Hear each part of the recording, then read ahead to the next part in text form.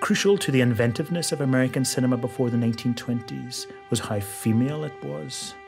Film historian Carrie Beecham. Hollywood was built by women, immigrants, and Jews, people who would not be accepted in any other profession at the time.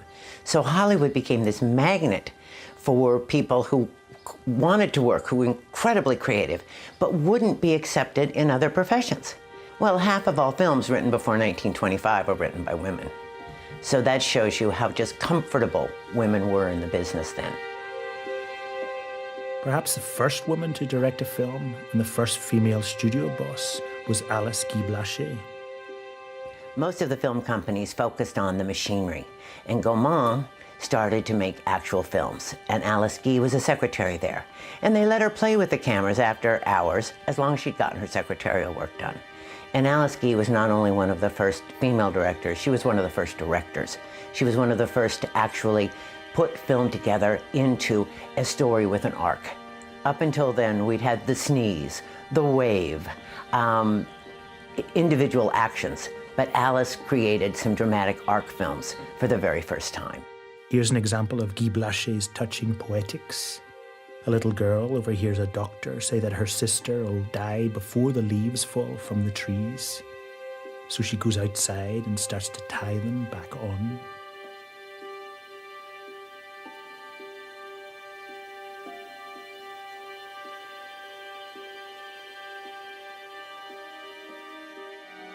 One of the most innovative directors of the time was Lois Weber.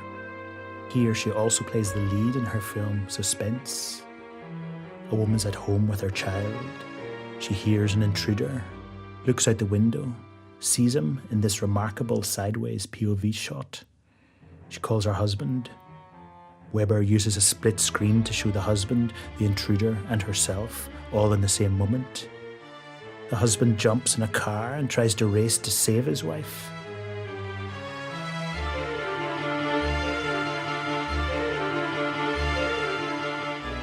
He's chased by the police, who Weber shows in this inventive shot of the wing mirror. The intruder climbs the stair.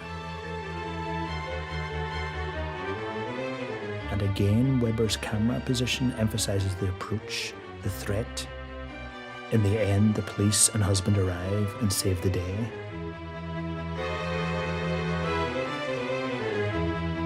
The film was for years credited to a male director, D.W. Griffith. Frances Marion was an even more significant figure. Well, Frances Marion was the highest paid screenwriter, male or female, from 1915 to 1935. That's an incredible accomplishment right there. She also is the only woman ever to win 2 Oscars for writing. And she won her Oscars for The Big House, the seminal prison film, and The Champ, the classic boxing film. And what I love about that is it just right there puts the lie to the idea, well, these women writers were writing the matinee weepies or the women's films, quote unquote. No, they were writing every conceivable genre of film. Women like Frances, Adela Rogers St. John's, Bess Meredith, Anita Luce. I mean, these were the creme de la creme of the writers, the ones that the Thalbergs and the Mayers went to when they had big productions they knew they needed to count on. Marion's screenplay for the film The Wind was about a woman living in a shack. The wind is incessant, sands everywhere. It seems to blast the visual image. An aggressive man forces himself on her. She shoots him, then buries him in the sand. But the wind blows the sand away. The corpse is exposed, just like her fear, just like her unconscious mind. The Wind was an epic tone poem, cut like a thriller but filmed like a dream. Hollywood films like it showed female audiences things they'd probably felt but never seen.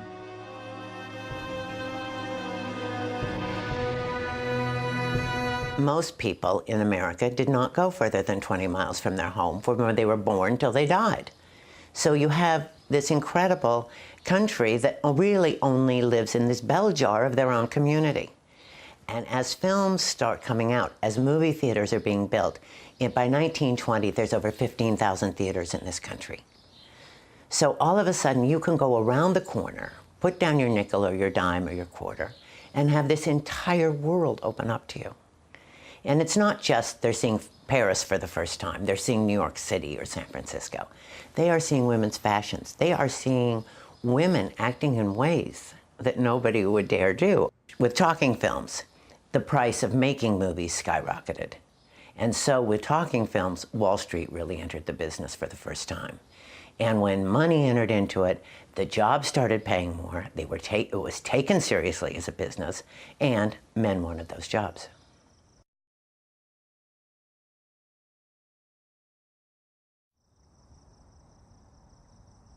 If the great women filmmakers of the 1910s are under-remembered, you could say that this man, lanky, here in a stagey family scene with a painted skyline, is over-remembered. People say that D.W. Griffith invented close-ups or editing, which isn't true. But he did something far more valuable for the art of cinema. He said it needs to show this, the wind in the trees.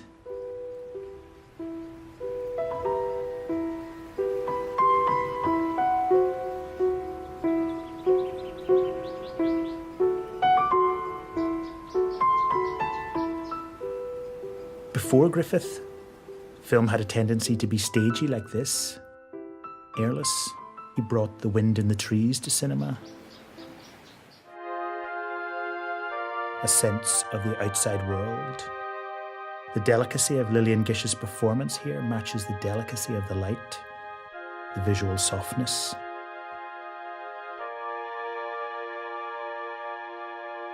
Decades later, the critic, Roland Barthes, said that some images have unplanned, natural details in them that move us. Barthes called this the punctum, the thing that pricks our feelings. Griffith's work is full of the punctum, the wind in the trees.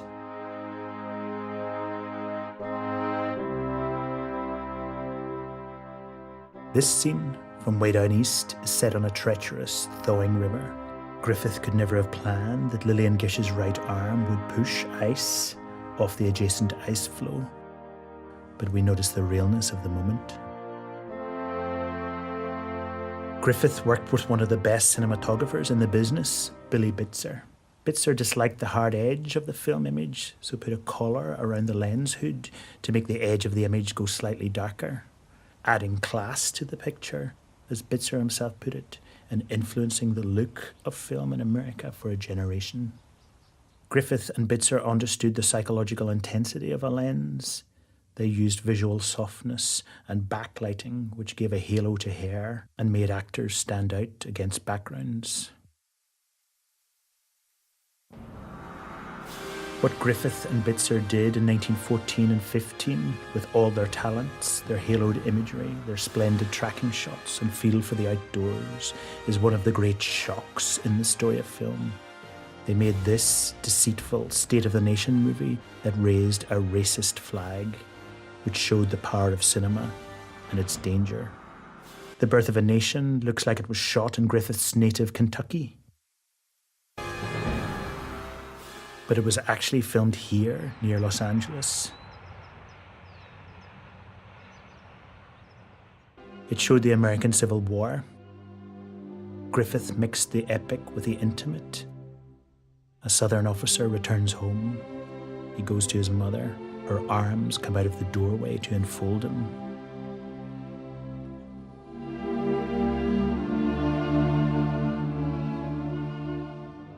We don't see the rest of her. Such subtlety made the racism all the more dangerous.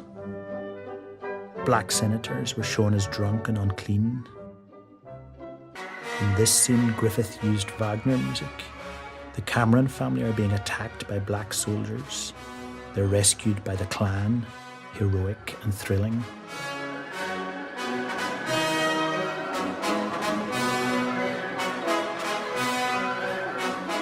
After some screenings, black audience members were attacked with clubs.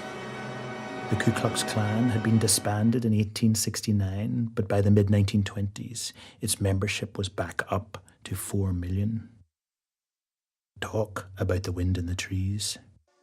More than 80 years later, DJ Spooky sampled and played with the toxic scenes of Birth of a Nation, almost as if he was scribbling on them.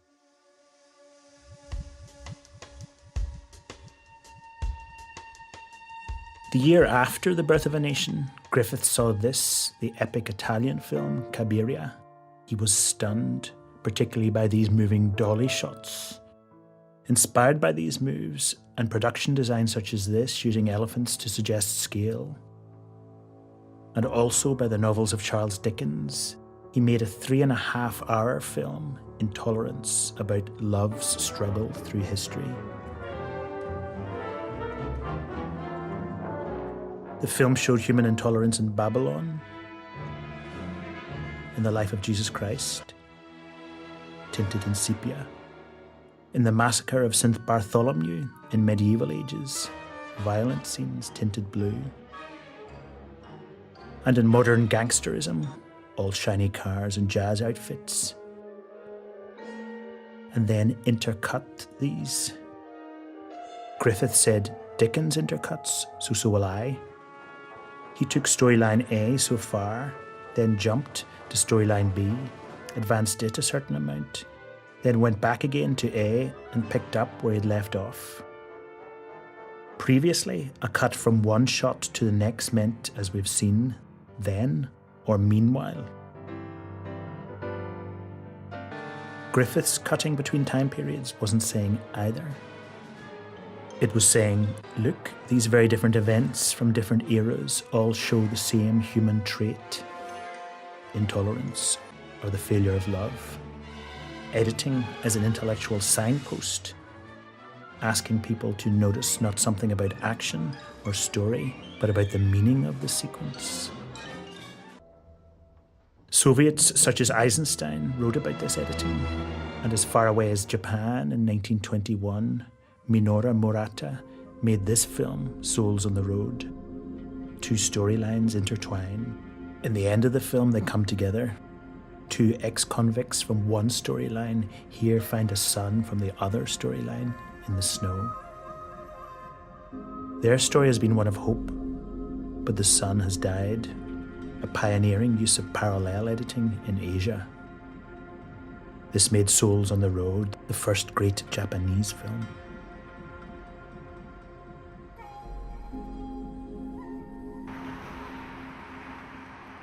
In LA today, a shopping mall on Hollywood Boulevard where the Oscars take place has partially rebuilt the massive Babylonian Gate from Intolerance.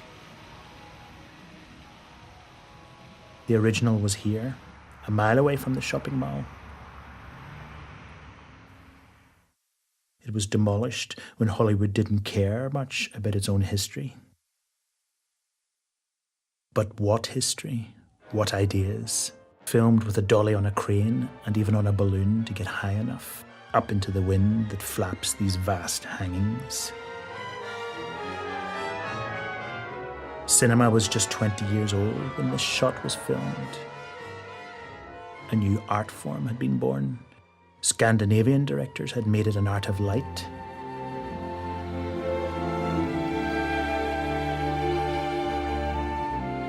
Nickelodeons had given way to movie palaces, places built like cathedrals,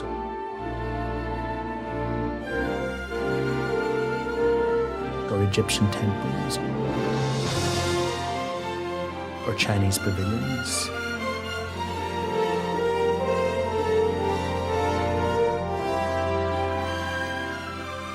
A garden called Hollywood started to pump fantasies out into the world. Film editing captured the fragmented experiences of modern life. New creatures called movie stars became the most famous people in the world. They lived in places of rapture and escape. The story of film seemed to have reached its climax.